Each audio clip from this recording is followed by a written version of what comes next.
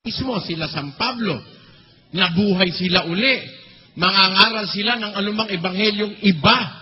Sa aming ipinangaral sa inyong wika ng mga apostol, matakwil. Ipinapatakwil po eh.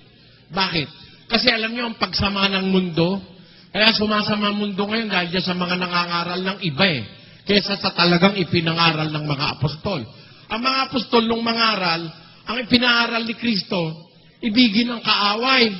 Ito namang mga walang yang pastor ngayon, ang ipinangaral, patayin ang kaaway. Kaya nagkakagulo ngayon dito sa mundo eh.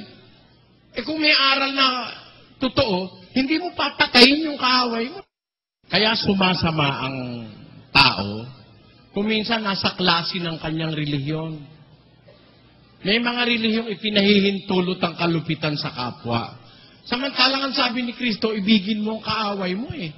Pinakikita ko lang sa inyo, kung merong isang pangunahing ikinasasama ng tao dahil sa kanyang relihiyon, may mga pastor na konsentidor. Pakinggan nyo, sa 1:32 ng Roma, ganito nakasulat. Na bagamat nalalaman nila ang kautusan ng Diyos, na ang mga nagsisigawa ng gayong mga bagay ay mga karapat-dapat sa kamatayan, ay hindi lamang gayon ang ginagawa, kundi naman pinapayagan ang mga nagsisigawa ng mga yaon. Pinapayagan eh. Paano hindi lalakas ang loob ng miyembro eh? Pinagtatanggol hanggang Supreme Court eh. Alam ng talagang krimen, pinagtatanggol pa eh. Yan ang masasabi ko. Kaya tama si San Pablo, 2,000 taon na nakakalipas, nang sabihin ni San Pablo na pag kami nangangaral, iba dun sa nakasulat, ipinapatakwil niya eh. Kasi pag iba sa nakasulat ang ipangangaral, kagaya nitong Jesus ng mga ibang reliyon, konsentidor ng kawalangyaan ang Jesus nila, sasama ka talaga. Lalakas ang loob mo. Total, pagtatanggol ka ng pastor mo eh. Pakinggan nyo. 2 Korinto 11:3 hanggang 4. Ngunit ako'y natatakot. Baka sa anumang paraan, kung paanong si Eva ay nadaya ng ahas sa kanyang katusuhan, ang inyong walang malay at malinis na mga pag-iisip na kay Kristo ay pasamain. Paano sasama? Sapagkat kung yaong paririto ay mangaral ng ibang Jesus. Nakita nyo? Ang pagsama ng gagaling sa ministro sa mga ngaral, baka kayo ang inyong walang malay na pag-iisip na kay Kristo ay pasamain. Sapagkat kung yung paririto'y mangangaral ng ibang Jesus na hindi namin ipinangaral, o kung kayo'y nagsisitanggap ng ibang espiritu na hindi ninyo tinanggap, o ibang ebanghelyo na hindi ninyo tinanggap, ay mabuting pagtiisan ninyo. Huwag nyo nang tanggapin. Pag ang mangangaral, ibang Jesus, hindi yung nasa Biblia. Ibang aral, kalupitan, pagkakampi-kampi, parang mga ahas na kuyog. Na pag nakaaway mo, pag tutulong-tulungan ka, kampi-kampi. Yan po. Delikado yan, mga kapatid. Pag ganyan ang mga relihiyon, pasama tayo ng pasama. Walang pagbuting mangyayari.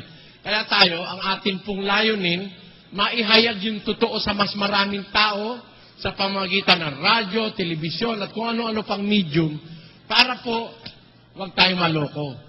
Mag-ingat kayo, may nangangaral ng mga relihiyon, nagpapakunwaring sa Diyos, pero kampi-kampi lang po ang gusto. Pagpapayaman ng pastor, at sapagkat ang kanilang pinaglilingkuran ay hindi naman ang ating Panginoon Diyos.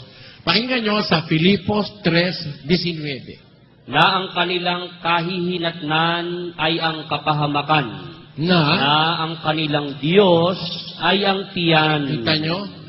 Ano ang Diyos ng mga taong ganon? Ang tiyan, na ang kanilang kahihinatnan ay kapahamakan, ang kanilang Diyos ay tiyan, na nag-iisip ng mga bagay na ukol sa lupa. Pero paano nakakaloko yung mga yan? Pakinggan nyo sa 16 ng Roma.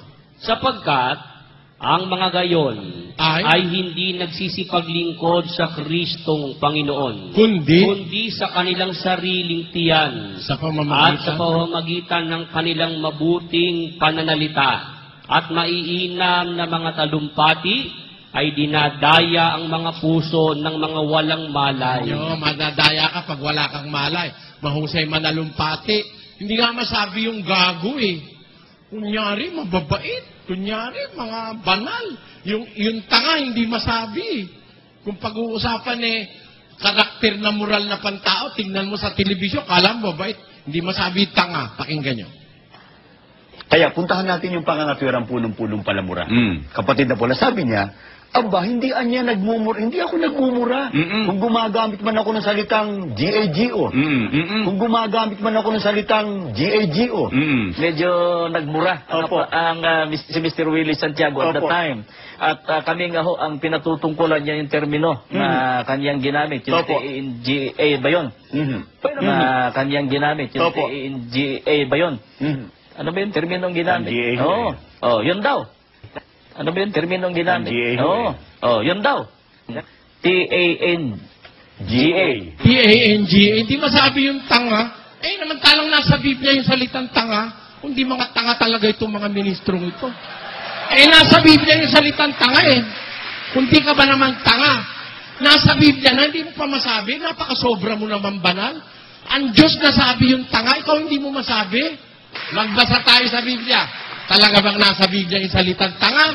Basahin natin sa paborito nilang Biblia. Awit. Ang lahat ay mamamatay. Ito na may alam niya, maging mangmang o marunong, kahit hangal, pati tanga. Kita mo? Totoo naman yun Lahat naman daw mamamatay. Tama naman yun, kahit marunong, kahit tanga. Ngayon, yung tanga, mas madaling namamatay yun. Tanong mo sa akin kung bakit, kapatid. Tumatawid, hindi tinitignan yung magkabila, nasa gasaan tuloy, patay. Kaya tama ang sabi ng Biblia, kahit mangmang, kahit marunong, pati tanga namamatay. Itong mga ministrong ito, kunyari, ang babait, di marunong. Sabi ni San Pablo, hindi marunong magsalita ng tangat, ng gago Sabi ni Pablo, sa pamamagitan ng kanilang mabuting pananalita at maiinam na talumpati, dinadaya nila ang puso ng mga walang malay. Mag-ingat kayo dun sa kunyari ang babae, mandaraya yun. Kung kunyari magalang, mandaraya lang yun dahil sa pera. Pakinggan nyo sa Judas. Basa. Ang mga ito'y mga mapagbulong, mga madaingin, nagpapakita ng galang sa mga tao dahil sa pakikinabangin. Danyo, magalang. Magalang, di marunong magsalita ng tanga, gago.